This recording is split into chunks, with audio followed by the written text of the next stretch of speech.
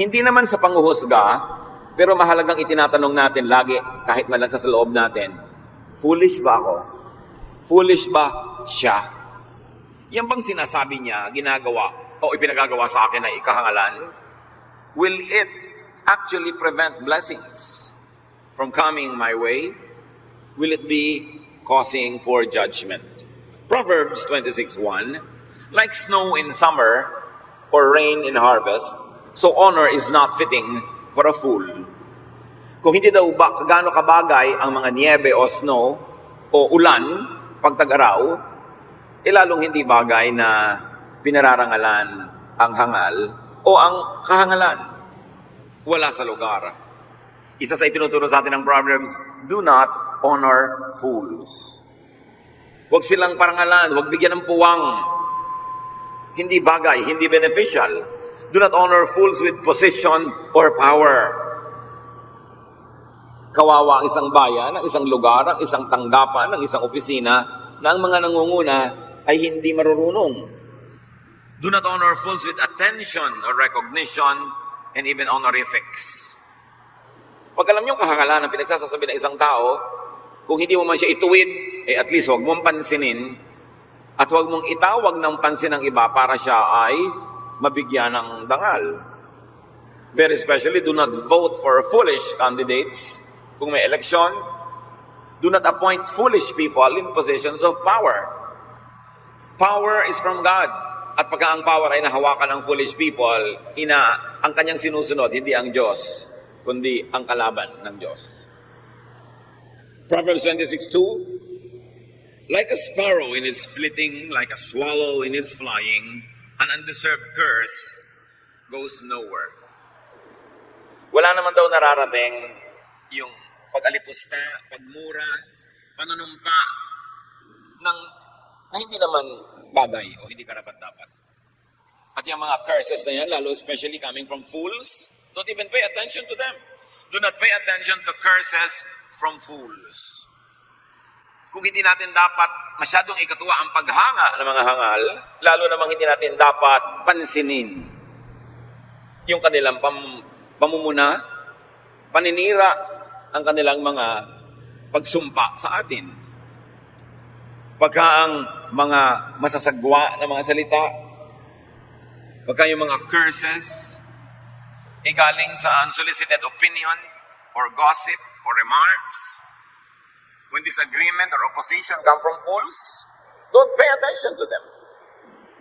Pag-aralan natin mga kapatid na huwag masaktan sa mga sinasabi ng mga di naman marunong. Ngayon, kung ang marunong ang namuna sa'yo, pasalamat ka. Dahil lang gagaling yun sa karunungan at makabubuti para sa'yo. Pero yung pamimintas at kahit pagpuri ng hindi naman marunong, baliwala yan. Baliwalain. Even yung mga predictions, mga hula-hula, yung mga salita na nanggagaling sa mga taong di naman maalam, huwag pansinin. Foolish curses will die natural deaths. So don't dignify or don't spread any. Pag may natatanggap kayo sa inyong cellphone, mga text, sa inyong email, sa internet, na sari-sari mga predictions ng mga kamangmangan, kabulastugan, sari-sari mga pintas kay ganito, pintas kay ganon ng mga tao, hindi naman qualified mamintas dahil wala namang alam, huwag nyo nang i-forward, huwag nyo nang i-pass, huwag nyo nang ikalat. Kasi nagiging ahente tayo ng kamangmangan. Yung mga sobrang nakakatakot, wala namang basihan, chismis pa lang, hindi pa nasusuri, matatanggap mo, i-forward mo agad, you become a participant in glorifying foolishness. At nagiging napakadaling gawin ngayon dahil sa social media, dahil sa mga technological tools and gadgets. Dapat yan ginagamit sa kabutihan at sa pagiging makadiyos. At huwag kailanman ipahiram kay Satanas. Proverbs 26:3, a whip for a horse, a bridle for the donkey, and a rod for the back of fools. Ang bagay daw sa kabayo ay latig, Ang bagay sa mga buriko or donkey ay yung pambusal sa kanilang bibig para sila mapasunod. At ang bagay daw sa mga hangal, hampas sa kanilang likod. Siyempre, Proverbs, punong-puno ng mga symbolism. Hindi naman ibig sabihin, pag may nakita kang tao na sa tingin mo hangal, hahampasin mo na nga. Pero ang tinuturo sa atin, walang bagay na mabuti para sa kanila. Huwag silang bibigyan ng pansin na maganda. Fools deserve nothing but a rod or punishment. Don't reward them for their foolishness. Marami kasi mga injustices being done in our daily lives. Kahit kang halangalan, pinipremyuhan, binibigyan ng gantimpala. Pati ang mga gumagawa ng kahangalan, hindi pinapalo, hindi itinutuwid, at kuminsan ay nabibigyan pa nga ng gantimpala. Inflict fools with anonymity and invisibility. Huwag silang gawing masyadong napapansin, nadidinig, nakikita. Minimize their celebrity. At yan kung minsan, ang problema sa mass media, dahil may kapangyarihan ito na mag-spread ng anumang gusto nitong ikalat, kahit mga kamangmanga na mabilis kumalat. Sinusuri natin ang papakinggan, at lagi naman at lalong sinusuri natin kung ano yung ating sasabihin, i-echo, i-repeat sa iba. Paano daw makitungo sa mga foolish people? And remember, foolish means people with poor judgment. Yung mga hindi naman dapat magsalita ay nagsasalita. Yung kung kailan dapat kumibo ay hindi kumikibo. Yung hindi dapat sabihin ay sinasabi. Yun ang foolishness. Proverbs 26:4-5. Do not answer fools according to their folly, or you will be a fool yourself. Answer fools according to their folly, or they will be wise in their own eyes. Huwag daw patulan ang fools. Pag ang isang foolish person ay may sinabing isang foolish remark, huwag patulan, huwag labanan, ni huwag salungatin. Kasi pag sinalungat mo, binibigyan mo ng atensyon. Salungatin lang kung talagang ito ay nagbibigay ng immediate, grave threat or danger to others, to safety, to well-being, or to life. Otherwise, huwag pansinin. Naalala ko ang lola ko, pag may sinabi ang sino man na walang katuturan, ni hindi yung titingin, ni hindi sasagot, hindi yung kikibo. At yun ang sagot niya sa'yo. Mag-isip-isip ka pag di siya kumikibo. Ibig sabihin, you are saying a foolish thing. Ikaw na ngayon, bigla kang titigil at papupuwersa ka talagang manuri sa iyong sarili. Pag may mga nagbubulalas ng mga kamangmangan, huwag sundan ang kanilang logic or method o pauso. Huwag silang patulan at huwag na huwag makipagdebate sa hangal. The mere fact na nakikipagdebate ka sa kanya, ay pinapatulan mo ang kanyang ideya. At kung may nanonood sa inyo, binibigyan mo siya ng audience. Lalo lang magkakaroon ng mga tagahanga at tagasunod ang kanyang kamangmangan. At sabi ng Proverbs 26, pag pinatulan mo ang isang foolish person, nagiging foolish ka rin. Ma-affirm sila, mabibigyan mo sila ng pahalaga na hindi mo dapat ibigay. Proverbs 26, 6-7. It is like cutting off one's foot and drinking down violence to send a message by a fool. The legs of a disabled person hang limp, so does a proverb in the mouth of a fool. Para daw pinutulan mo ang sarili mo ng paa, ipinahamak mo ang iyong sarili, pag may ipinasabi ka na anuman sa isang hangal. Kung baano daw na walang buhay at walang silbing nakalaylay sa paa ng isang taong may kapansanan ng kanyang paang hindi magamit, ganon din daw na walang saysay at nakalaylay sa bibig ng isang hangal ang kahit anumang pinakamagagandang mga salawikain o mga salita. Pag may nagdala sa iyo ng chismis, and 99.9% yung nagdadala niyan, foolish. At may sinabi sa iyo, alam mo, sabi sa iyo ni ganito, ganun ka daw. At tapos sabihin mo sa kanya, ganito siya, yun. Pinagdadala mo ng balita, ng mensahe ang isang hangal. Nag-suicide ka na nun. Sinaktan mo na ang iyong sarili. Pinutulan mo ng paa ang sarili mo. Kasi pagdating nun sa kabila, kung pangit ang sinabi mo, mas papapangitin niya. At kahit maganda yung sinabi mo, papapangitin pa rin niya. Kasi nga foolish siya eh. Para may sabihin uli yung Pinadalhan mo ng mensahe, babalik uli sa'yo, pabalik-balik yung mensahe sa inyong dalawa, pero sinong nasa gitna? Si foolish. Ginawa niyo siyang mahalaga. Ginawa niyo siyang kasali. Kaya gusto niyang palalain para hindi siya maubusan ng importansya. Never entrust messages to fools. Maraming magkaibigan nagkakagalit kasi yung namamagitan sa kanila ay foolish. Maraming taong hindi naman dapat lumala ang kanilang mga away, lumalala dahil may namamagitan na isang hangal. At paano nyo malalaman kung hangal ang namamagitan? Hindi nyo susuriin kung anong pinag-aralan niya. Hindi kung gaano ang karaming libro niyang nabasa. Ang susuriin nyo, ano ang bunga ng kanyang pamamagitan. Pag ang pamamagitan niya, inauwi sa lalong gulo, foolish siya. Because wise people will always mitigate damage and danger. Wise people will always maximize the good and minimize the bad. That is good judgment. And remember that the meaning of a foolish person is one who has poor judgment. Kaya kung minsan sa church, malalaman mo rin kung may mga foolishness happening. Merong isang taong may problema, may reklamo, ipapahandle mo sa isang deacon, sa isang elder, sa isang leader. Ang naging ending, lumayas lalo yung tao doon sa church, lalong lumaki ang gulo, lalong nagkaroon ng mga away, ibig sabihin yung namagitan, foolish. Hindi nalutas. Kung hindi man niya napaganda, sana man lang nanatili na lang where it is, hindi yung lumala pa. Gaano karaming tao, mga kapatid, ang lumayo sa inyo, nilayuan nyo, bunga ng gawa ng isang foolish ambassador.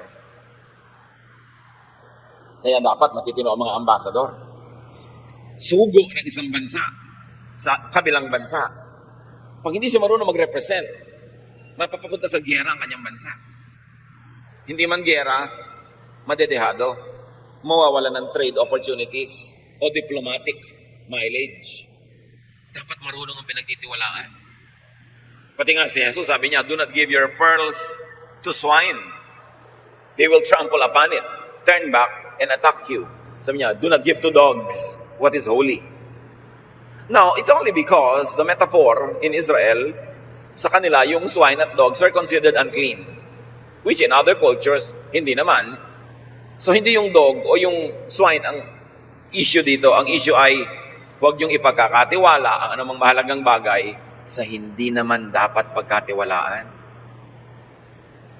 Ganun din kahit sa theology, mga kapatid. May mga mapag-aral, may mga scholar, may mga mapanaliksik, maraming malalalim, matataas na natututunan tungkol sa Diyos at sa ating relasyon sa Diyos. Pag tinuruan nila yung mga mangmang, hindi maiintindihan ng mangmang yung itinuturo, tatawagin agad na demonic. Tatawagin agad na wrong, magkakagulo-gulo-gulo. Kaya sabi ni Jesus, huwag niyo ipagkakatiwala ang mga perlas sa mga baboy. Paano nyo malalaman kung baboy yung pinagtiwalaan nyo ng perlas? Sa gagawin niya. Hindi niya makikilala ang perlas sa kanyang halaga, hindi niya papahalagahan, sapagkat ang baboy ay naghahanap lang naman at nagpapahalaga sa kaning baboy. Pag binigyan mo ng perlas, pag dududulurugin niya ito, pag yuyuyurakan at tatapakan, magagalit, tapos susugurin ka. At huwag yung lilimutin, ang mga baboy ng araw may malalaking pangil at pwedeng manuwag kahit ang tao. Sobrang na-domesticate lang ang baboy ngayon, nawala na yun eh. Pero yung mga baboy damo hanggang ngayon may malalaking pangil, pwede kang sugurin. Ibig sabihin yung baboy, kaning baboy ang gusto niya, binigyan mo ng perlas na mahalaga, hindi niya pinapahalagahan yun. Magagalit pa sa'yo. Ganon din ang mga mangmang. Turuan mo, magagalit. Pag ang narinig hindi gusto, pag ang narinig hindi sang-ayon sa dati na niyang alam at gusto niyang manatili sa kanyang isip, magagalit sa'yo. Pero sabi ng Bible, ituwid mo ang matalino kahit nasasaktan, magpapasalamat. Doon mo malalaman kung baboy yung napagbigyan, kung ano ang ginawa sa perlas. So do not share your pearls with swine. Do not share your secrets with chismosas. Yun din yun. Nagtitiwala ka ng isang lihim sa isang tao, perlas yun, mahalaga yun, lihim yun eh. Pero hindi nyo napapahalagahan yung pagiging lihim nun. I-vulgarize niya yun, ibubulgar niya yun, ipapamalita niya, kasi baboy siya. Paano nyo malalaman kung baboy ang kumare? Ang kumpare, ang kaibigan ng office mate? Nagkakalat ng lihim. Nagchichismis ng hindi dapat chismisin. Nagpapalala ng gulo. Nagpapaaway sa mga dapat ay pagkasunduin.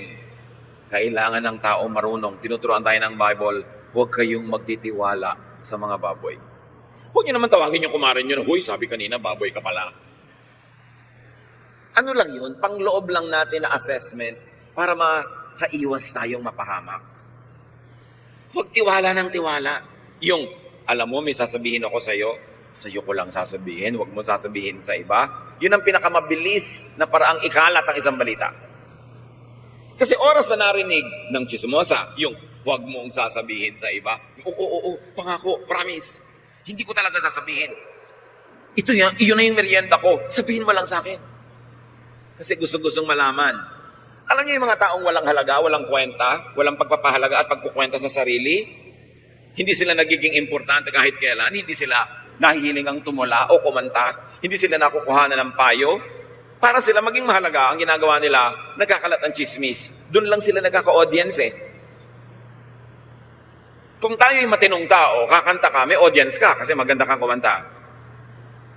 Marunong ka magturo, may audience ka kasi magaling ka magturo. Magaling ka magpinta, may manonood sa pagpipinta mo o may titingin sa ipininta mo. Mahusay kang tumugtog, may makikinig pag tumutugtog ka. Pero ang mga chismosa, walang audience. Walang magaling sa kanila. So, nakakakuha lang sila ng audience sa pagchichismis. Alam nyo kung gano'n nyo dapat pag-ingatan yan. At huwag pagtitiwalaan. So do not let and ask fools to speak for you, negotiate for you, or intercede for you. Maraming mga ganon. Yung mga kakilala nila, kumare nila, ipapakilala nila sa mga sarili nilang asawa. Tapos ikukwento nila kung gaano kahusay magmahal ang asawa nila, kung gaano kabait. Mamaya, inagaw na ni kumare. Huwag kang nagkukwento kay kumare tungkol sa asawa mo. Never. Kasi pagkapintasan ng asawa mo, ang sinabi mo kay kumare, ikakalat niya yun. Kasi tuwang-tuwa siya dahil mas mabuti ang asawa niya kaysa sa'yo.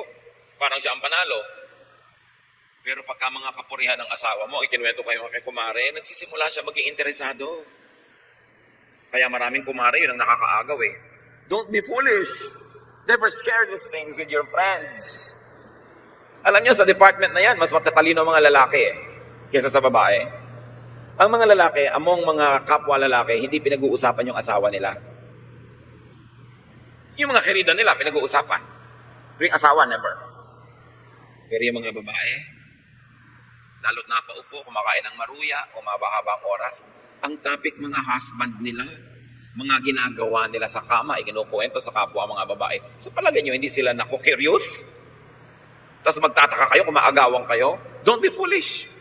Bad judgment yan. Iniingatan ng ganyan mga bagay. Let the marriage bed be held in honor among all. Pag sobra ka madaldal at nagtiwala ka sa foolish people, talo ka. Bakit ka na pag-uusapan? Ba't kumakalat ang mga bagay-bagay na hindi dapat kumalat? Nagtiwala ka sa swine. Kaya mga kapatid, baliktarin natin to. Pag kayo ang pinagkakatiwalaan, that is sacred. Pag may sinabi sa inyong bagay na mahalaga, lalo't dapat ilihim, isang banal na bagay yon. Hindi nyo dapat babaliwalain. Dapat igalang. Huwag ikalat.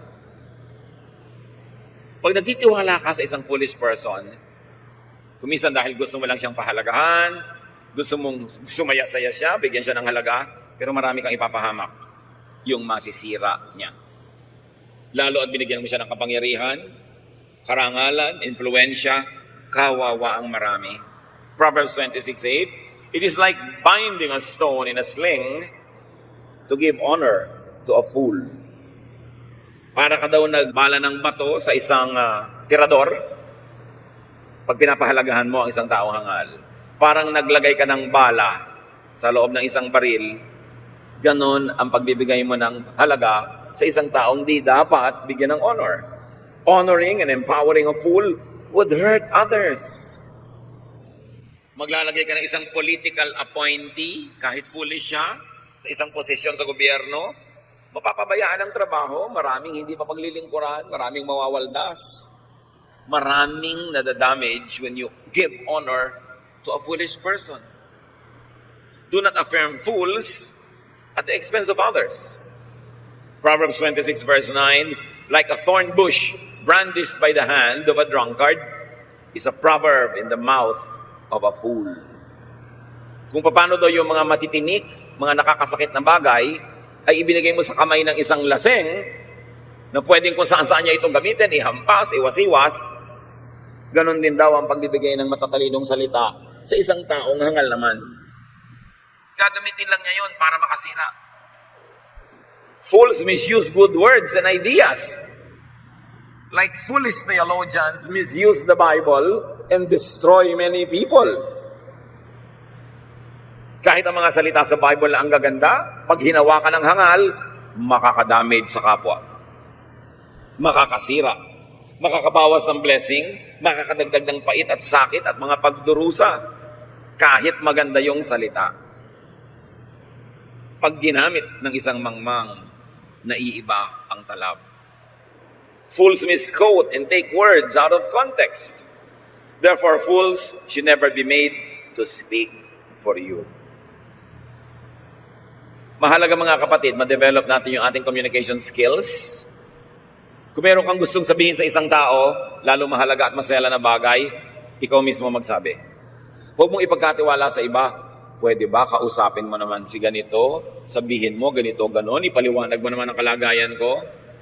Pag yung napagtiwalaan nyo ay foolish, mapapasama kayo. Matuto kayong magsabi para sa inyong sarili.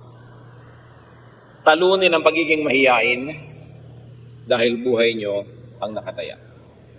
Pag gumagamit kayo lagi ng go-between, ng padrino, paano kayo nakakatiyak na tama ang representation? Ganyan-ganyan din. Yung mga nagtitiwala sa mga abogadong hindi magaling, natatalo sa kaso. Ang ganda-ganda ng kaso nyo, panalong-panalo kayo, biglang natalo kayo kasi hindi magaling yung nag-represent. Di ba ganyan din yung komisyon yung nagpaparepair ng mukha, mga nagpapa-facelift? Hindi magaling yung gumawa. Napalipat na ang ilong sa pisngi. Tumabingi na ang mukha. Imbes gumanda ang buhok, nakalbo. Imbes gumanda ang mata, naiba ang itsura. Kasi hindi magaling yung gumawa. Tatandaan nyo, kahit gano'n kang gagaling na salita, kagaling na instrumento, pag ang humawa kay hangal, makakasira. Kaya hindi dapat pagtiwalaan. Lugi ang misrepresented by foolish relatives or friends or co-workers. Lugi ang makikinig sa mga foolish. Bago kayo makinig, bago magpa-impluensya, suriin nyo muna, foolish ba to o wise? Tingnan nyo ang track record. Meron ang gagaling magsalita, akala mo kang gagaling, pag tinignan mo naman ang buong buhay niya, wala namang na-accomplish. Walang nagawang tama, walang naging bunga. Baligtad pa nga, ang daming naging kaaway. Bibigyan mo ng taniman, walang bumubunga at tumutubo. Bibigyan mo ng puhunan, nalulugi. Bibigyan mo ng trabaho, natatanggal. So bakit kayo makikinig sa ganon? Bakit makikinig sa pangako? Gano'n naman ang mga politicians at kahit mga nanliligaw, puro pangako. Wag na wag kayong pabola sa pangako. Kasi future pa yon. Madaling sabihin. Ang lagi niyong titingnan yung past, yung nakaraan, yung accomplishment. Hindi naman yung past na nagkasala, nagkamali, kasi pwede naman magsisit magbago ang tao. Pero yung tao nangangako na magiging mabunga, mahusay, magaling, tingnan nyo kung naging mabunga, mahusay at magaling na noon pa. Kasi kung hindi siya mabunga, mahusay at magaling pa noon, ganun siya magiging uri ng tao bukas. History repeats itself. Sabi ni Solomon, there is nothing new under the sun. Everything has been and will be again. Ang tamad, liban na lang tunay na magkaroon ng kaliwanagan o paghimalaan, tamad kahapon, tamad ngayon, tamad pa rin yan bukas. Huwag ipagkatiwala ang iyong buhay sa hindi pwedeng pagkatiwalaan. Proverbs 26:10, like an archer who wounds everybody, is one who hires a passing fool or drunkard. Nung araw kasi, ang usong weapon ay pana. Ituturo mo sa taas, hihigitin mo yung tali, pawawalan mo yung pana, liban na lang, napakagaling mo, hindi mo alam kung kanino yung tatama. Ngayon, pagka New Year, pag may mga pagsasaya, foolish people, nagtataas ng baril sa hangin, kinakalawit ang gatilyo, hindi naman nila alam kung kanino tatama yung bala. Ganun daw, pag nagtiwala ka sa isang hangal.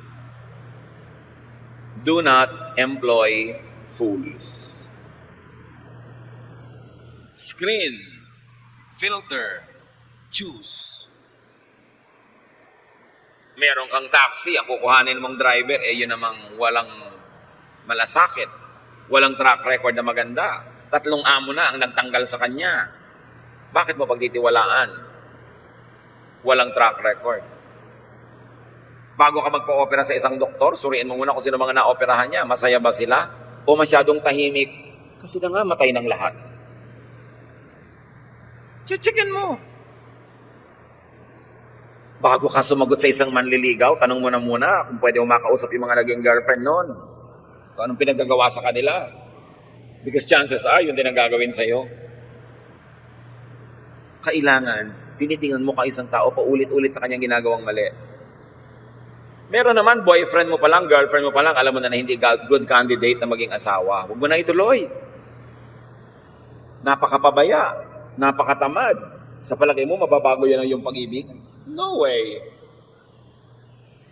Kaya mga kabataan, dapat nakikinig kayo sa mga magulang nyo. Pag ayaw ng magulang nyo sa nanliligaw sa inyo, sa girlfriend nyo, sa boyfriend nyo, makinig muna kayo. 99% sila ang tama. Kasi marami na silang nakita sa buhay. Pag ayaw ng magulang nyo sa nagugustuhan nyo, liban na lang sobra silang bias o talagang walang katwiran, kadalasan may nakikita sila, may nakukutuban sila na hindi makakabuti sa inyo. At isa dyan, yung pabalik-balik at paulit-ulit na mali. Hindi magandang senyales yun. Nagkakamali ang tao, yes. The Arabs have a saying, even a good horse must be allowed at least one fall. Pero pag paulit-ulit, alam nyo, mauulit-ulit. Proverbs 26:11, like a dog that returns to its own vomit is a fool who reverts to his folly. Tulad daw ng aso na isinuka na niya, babalikan pa niya at kakainin niya uli.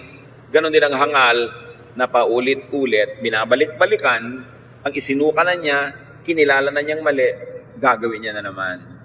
Because fools keep repeating their mistakes. If you want to protect yourself, do not be around the fool when he does repeat it. Madadamay ka. Isang sign of foolishness is repeating mistakes. Pag pinagtiwalaan mo minsan, kinupitan ka. Pinagtiwalaan mo pangalawa, kinupitan ka. Pinagtiwalaan mo pangatlo, kinupitan ka. Sa pang-apat, sa palagay mo, biglang di kanya kukupitan. Pattern. Beware of people who keep repeating mistakes.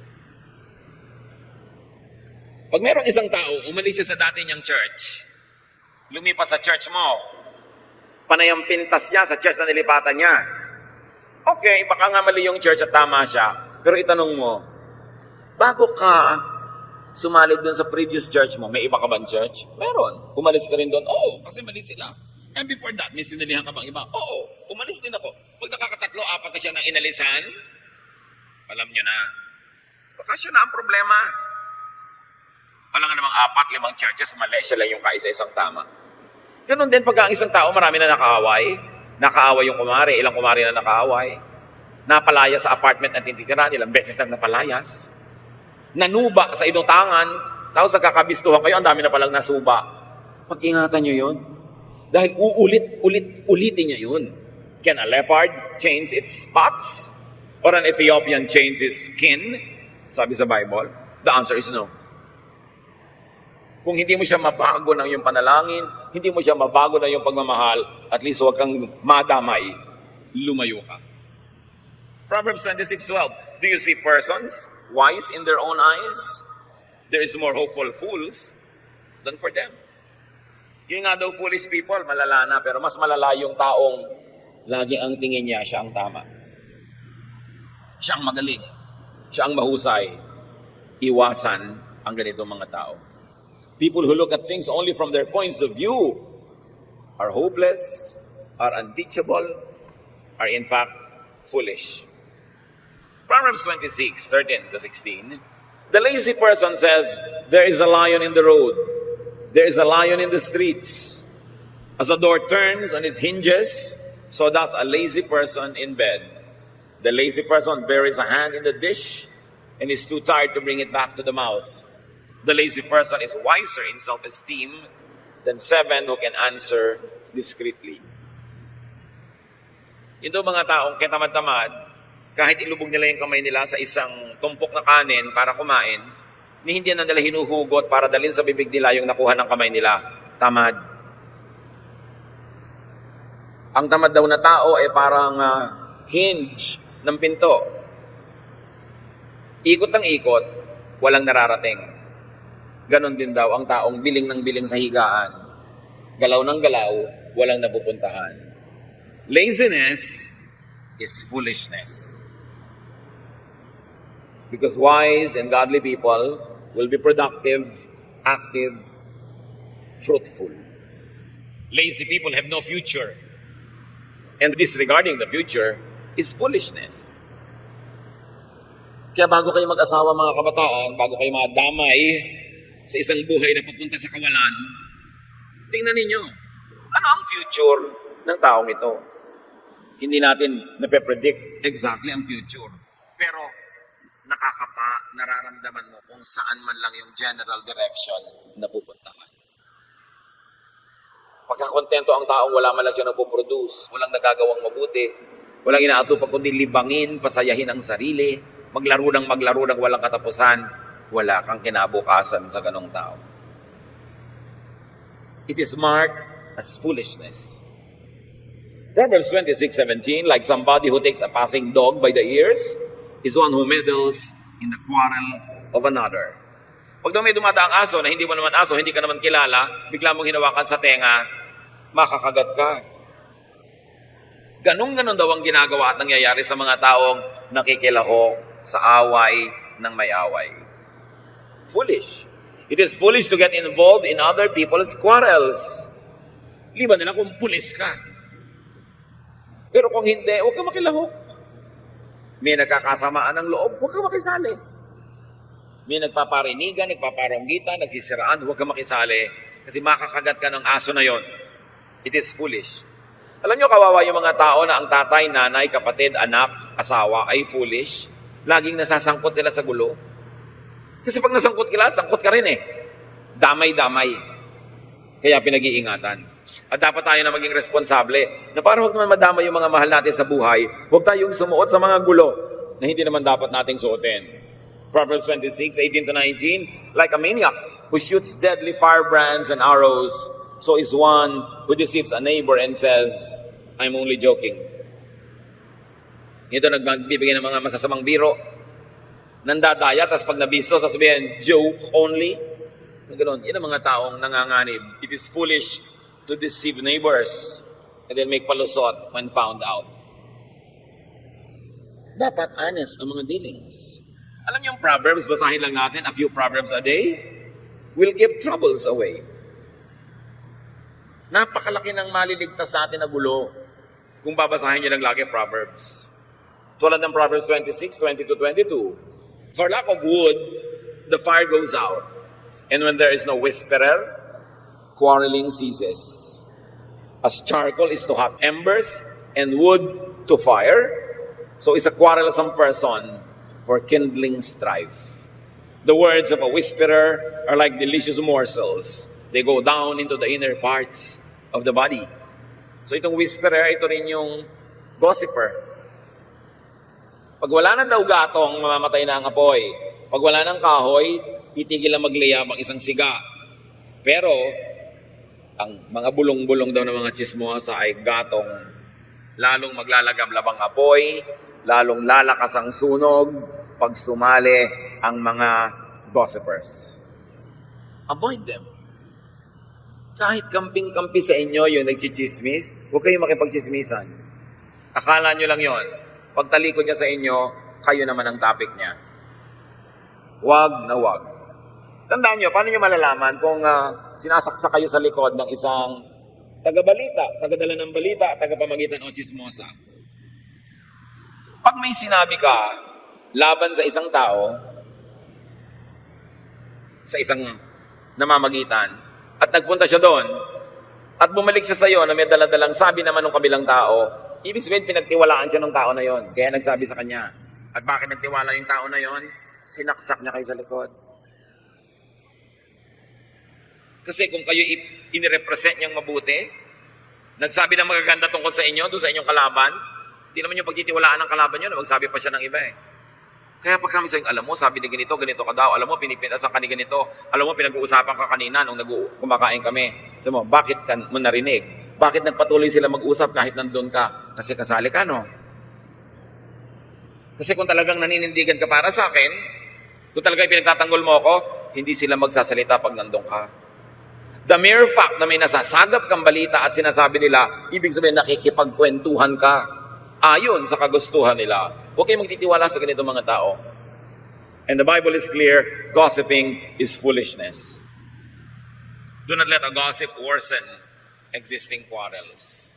Kung talagang gusto ninyo na makasundo ang inyong kagalit, magkaroon ng katahimikan at kapayapaan, diretsahan yung kausapin yung tao, huwag kayong magparaan ng mga salita sa mga kung sino-sinong namamagitan.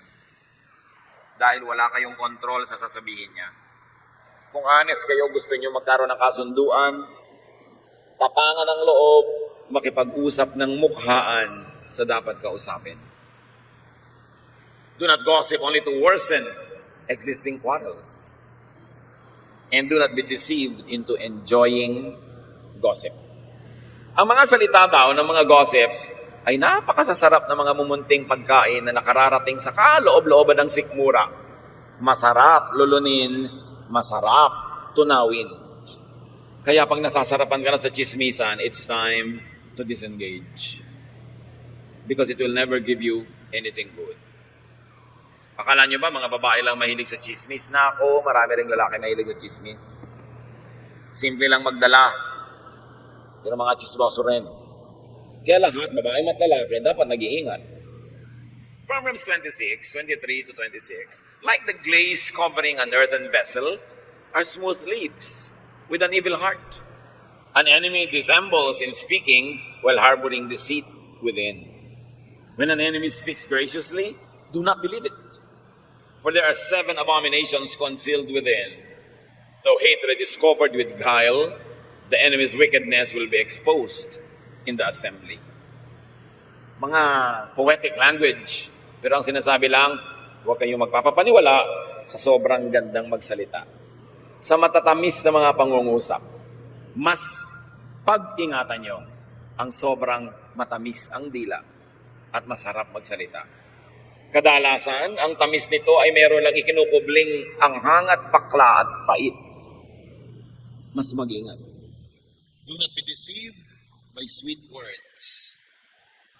Yung mga pinagtaksila kayo ng asawa, tapos nung mabisto nyo, ang sweet-sweet ng words. Sinali nyo uli sa inyong joint bank account. Binigay nyo uli ang susi ng condo. Mag-ingat kayo. So, bakit ngayon ka lang natuto magsalita ng masarap at maganda, nang nabisto kita?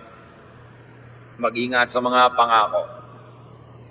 Paulit-ulit, kawawa kayo kung lumaon. Mabuti kung bata kayo na pwede pa kayo makarecover pag nadaya. Pwede pa kayong mahanap buhay ulit para magkapera. Pwede pa uli kayong magsimula ng isang buhay. Pero paano kung over the hill? Medyo alauna, 2:00 na ng hapon ng buhay nyo, malapit na lumubog ang araw. Doon pa kayo madadaya. Ang hirap na makarecover. Kaya dapat nag-iingat na mabuti. At ang makakadaya lang sa inyo mga kapatid ay yung pinagtitiwalaan nyo. Tatandaan nyo yun. Kasi hindi kayo pwedeng dayain ng taong di nyo pinagtitiwalaan. Wala siyang chance. Kaya sasabihin ng iba, kung sino pa ang pinagtiwalaan ko, yun ang nandaya sa akin. Natural, paano ka dadayain nung di mo pinagtitiwalaan? Wala yung pagkakataong magawa yun. Kaya yung mga pinagtitiwalaan natin, dyan magmumula ang mga mandaraya sa atin. Hindi lahat. Pero kami mandaraya sa inyo, yun lang munang pinagtiwalaan nyo na. Kaya nag-iingat tayo. Sabi ni Jesus, be innocent as doves, but be wise as serpents. Kung ang asawa ninyo may track record ng pagtataksil, huwag kayo maki-joint bank account. Lalo't kayo yung naghahanap buhay. Dapat meron ka sariling sube. Iwang ka man niya, magtaksil man siya, hawak mo ang bank book. Sa'yo ang huling halakhak. Ang mahirap, dinala na niya yung puso mo, dala pa yung bulsa mo. Huwag masyadong lagi nagtitiwala. May mga anak kayo, lalagyan nyo agad ng mga property sa pangalan nila. Kilala niyo na ba magiging manugang nyo? Ipon kayo ng ipon, hirap kayo ng hirap na magkaroon ng property. Ilalagay nyo na agad sa pangalan ng mga anak. Nagkaroon ng isang asawa from hell. Huwag naman mangyari. Ano mangyayari kung biglang sumakabilang buhay ang anak nyo? Sa manugang nyo na yun, ha? Be wise. Sabi ni Solomon, ang saklap naman ng buhay, sikap ka ng sikap, tapos hindi mo naman alam kung kanino pupunta yung mga ipinondar mo. Hanggang hindi nalalagot ang inyong hininga, mga kapatid, hawak nyo dapat ang inyong bank book. Hanggang hindi kayo nawawala ng ulirat, kayo ang may control ng inyong mga bienes, mga kayamanan. Kasi ang saklap na ikay wala nang magawa, paralitiko ka na, nakahiga ka na dyan, iba ang may hawak ng kayamanan mo. Baka hindi ka ibili ng lason kung gustuhin mo mang magpakamatay. Maging matalino. Huwag tiwala ng tiwala. Kung alam nyo lang sana at kung maisisiwalat ko lang ang lahat na ipinagtatapat sa akin ng mga pamangkin ko sa Facebook.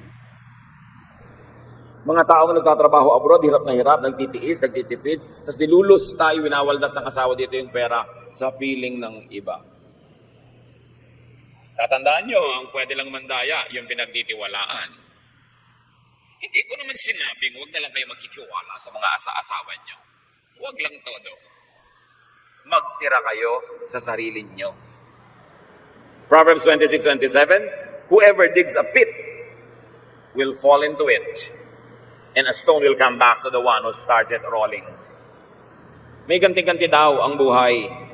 So magpakatalino, huwag ka magplano ng masama laban sa kapwa mo dahil sa iyo mangyayari yon.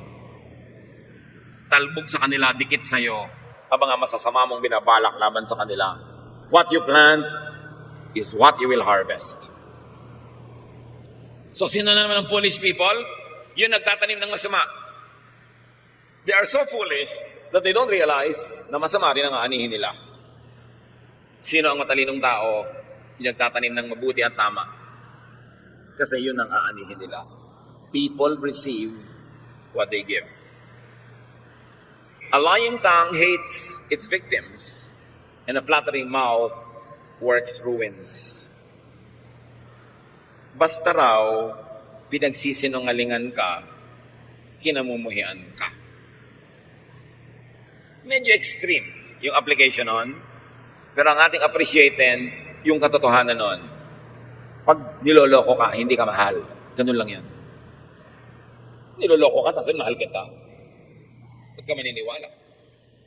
Ang nagsisinungaling, yung pinagsisinungalingan niya, sinisira niya. So paano ka maniniwala na mahal ka, pinagsisinungalingan ka? Be careful with liars and flatterers. Laging magtira para sa sarili. Huwag todo bigay. Huwag sobrang padala sa mga nambobola. Napansin niyo ba mga kapatid, may mga tao, gusto nila binobola sila. Bolahin niyo. Bibigyan kayo ng maraming magagandang bagay. Pagtapatan ninyo, sabihin niyo ng totoo, ng tama, maiinis sa inyo. Ano magagawa niyo sa mga taong yon? Ang sabihin niyo pa rin yung totoo. Pero kung kayo mga kapatid, may mga magagaling magsalita, magaling mambola, para ang sarap pakinggan, ang sarap paniwalaan, yun muna ang pagdudahan nyo. Kasi mas pwede na may masamang balak sa'yo yung nagsasabi ng masasarap kaysa yung nagsasabi ng hindi masarap. Baka nagpapadama. Baka may balak na maging ganansya sa pambobola. So sa buhay natin mga kapatid, napakarami na niyan at di natin dadagdagan pa. Pero tambak-tambak pa ang maraming verses. Ibig sabihin lang, don't be foolish and don't be a victim of foolish people. Identify who are foolish persons that you need to be careful with. Sino sa buhay natin, mga kapatid, ang mga sa definition ay binigay sa atin ng Biblia ay matatawag na foolish? O yung mga ginagawa nila can be labeled as foolishness. Pag-ingatan nyo yon, kahit pamahal nyo sa buhay. Kahit pamahal kayo sa buhay. Mag-ingat. What things do you do could be labeled foolish by the standards that we have reviewed? Siyempre, hindi lang naman natin hahanapin yung foolishness sa iba. Susuriin din natin ating mga sarili. Baka may mga pinagagagawa tayong foolish things that don't please God, that will not be beneficial to us. Dapat tigilan. Because wisdom means godliness. If wisdom means godliness, what do you think does foolishness mean? It means wrong. It means evil. Foolishness means ungodliness. Dapat tanggalin sa buhay natin at dapat pag-ingatan kung nasa sa iba. Glorify God with wisdom. Avoid foolishness. Avoid fools. Ngayon, may mga taong may foolish side lang pero may wise side. So, ang pag-iingatan lang natin yung foolish side niya. Pero ang mahalaga, huwag buong buo ang pagtitiwala. Lagi mo nang susuriin. Lalo yung mga taong malapit tayo, hindi natin nire-resist, wala tayong protection from them, mas kaya nila tayong ma-damage. And sometimes, they may mean well, they may be sincere, but nevertheless, they remain foolish, they will still be very destructive. Kaya dapat ingatan, at kung maaari ay turuan pa nga. Suriin natin ating mga sarili, mga kapatid. Aming Diyos, turuan niyo po kaming maging mapanuri. Ano po sa mga ginagawa namin ng kahangalan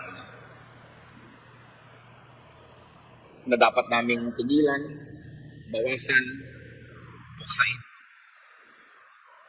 Sino sa mga pinagtitiwalaan namin na may mga ginagawa mga kahangalan na maaaring makasira sa amin, O Diyos? Turuan niyo rin kaming maging mapanuri. At maging sa mga gumagamit ng iyong salita ng Biblia na maaaring foolish ang interpretation.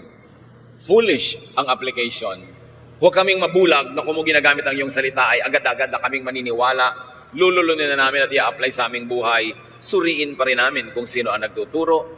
Suriin namin kung saan nanggagaling ang pagtuturong yon. At suriin namin kung saan patungo kung sundin namin ang mga turo. Maging marunong kami, hindi lang sa pangaraw-araw na buhay, kundi higit pa ron sa aming spiritual lives. Teach us to identify foolish theology, foolish hermeneutics, foolish interpretation and application of your very wonderful and beautiful and powerful words. Magbulay-bulay tayo, mga kapatid. Not one person can be free of foolishness. And perhaps nobody could be perfectly free of foolishness this side of eternity. But what is important is to grow from glory to glory, to be less and less foolish, and to be more and more wise. Lead us, Father.